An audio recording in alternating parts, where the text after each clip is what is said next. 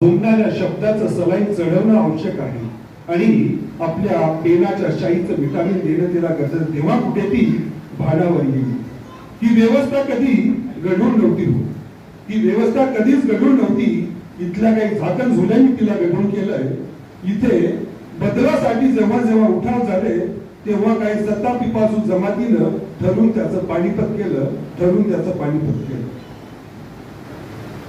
स्त्री प्रधान कविता आहे. कवितेचं म्हणजे दोन होत्या कविता, पण आता महिला वर्ग मोठा असल्यामुळे मला वाटतं महिलांसाठी आपण कविता वाचायला हरकत नाही.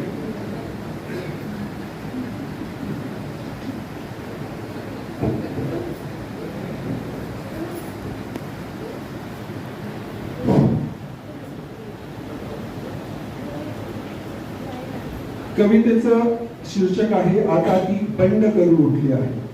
महिला सशक्तीकरणाच्या बाबतीत आपण बऱ्याच गोष्टी ऐकतो आणि महिला आता पाठीमागे नाहीये. त्या अनुषंगाने ही माझी रचना आहे. इथल्या रूढीवादी समाज व्यवस्थेच्या गराड्यात ती पूर्ती अडकून होती.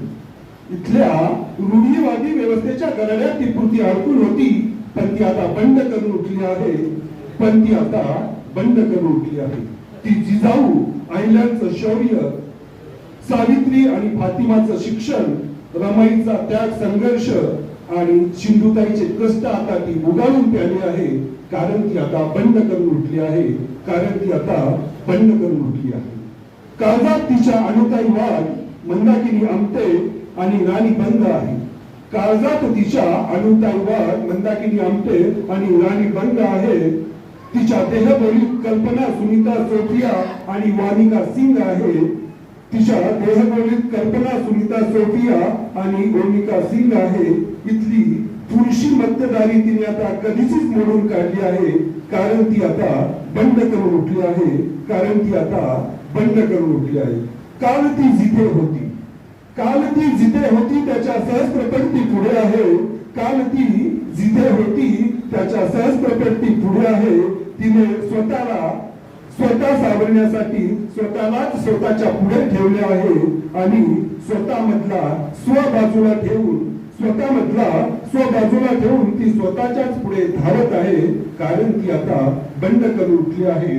कारण ती आता बंड करून उठली आहे.